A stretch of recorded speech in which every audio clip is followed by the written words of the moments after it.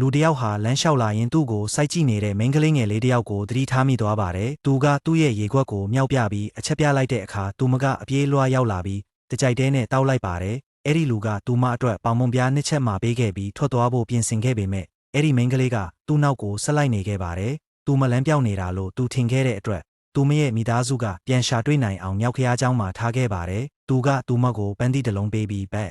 ကားပေါ်တက်ခဲ့ပေမဲ့ဘတ်စကားစထွက်တာနဲ့တပြိုင်နက်သူမကဘတ်စကားနောက်ကနေပြေးလိုက်လာတာကိုသူမြင်လိုက်ရပါတယ်။သူ့မှာတခြားရွေးချယ်စရာမရှိတော့ဘဲသူမကိုရဲစခန်းကိုခေါ်သွားခဲ့ရပေမဲ့သူမကစကားလည်းမပြောတတ်စာလည်းမဖတ်တတ်တဲ့အတွက်ရဲအရာရှိကကူညီဖို့ညှင်းဆန်ခဲ့ပါတယ်။ဒါကြောင့်အဲ့ဒီလူကသူမကိုအိမ်ကိုပဲခေါ်လာခဲ့ရပါတယ်။မခရဲ့ရောက်ခမဟာဇနိမ့်တွေနဲ့ဘယ်တော့မှအဆက်အဆံမလုပ်တဲ့အထက်တန်းလွှာပြောင်းမနာတူဖြစ်ပါတယ်။သူကပြင်ပလူတွေကိုအိမ်ထဲကိုအဝင်မခံဘူးလို့တောင်ပြောခဲ့ပါတယ်။သူအဲ့ဒီမိန်းဤကလေးကိုမြင်တဲ့အခါပထမဆုံးမေးတာကသူမဟာဘယ်သူလဲဆိုတာပါပဲမကသူမဟာပြောင်းမနာကလေးတယောက်နဲ့တူတယ်လို့ပြောပြီးသူ့ကိုစိတ်ချအောင်လုပ်ခဲ့ပါတယ်ဒါပေမဲ့နောက်နေ့မနက်မှာတော့မိန်းကလေးကဘာမှမစားဘဲပျောက်ကွယ်သွားခဲ့ပါတယ်မကနေရအနှံ့ရှာဖွေခဲ့ပြီးသူမကိုတွေးလိုက်ရတဲ့အခါမှာတော့သူတုံလှုပ်သွားခဲ့ပါတယ်သူမဟာစက်သားတုံးတတုံးကိုဝါးစားနေခဲ့ပါတယ်ပြောင်းမနာတွေဟာတသက်လုံးတသက်လွတ်စားသူတွေဖြစ်တဲ့အတွက်သူမဟာပြောင်းမနာမဟုတ်တာတေချာသွားပါပြီအခြေအနေတွေကပိုပြီးရှုပ်ထွေးလာတာသိတာပါတယ်မက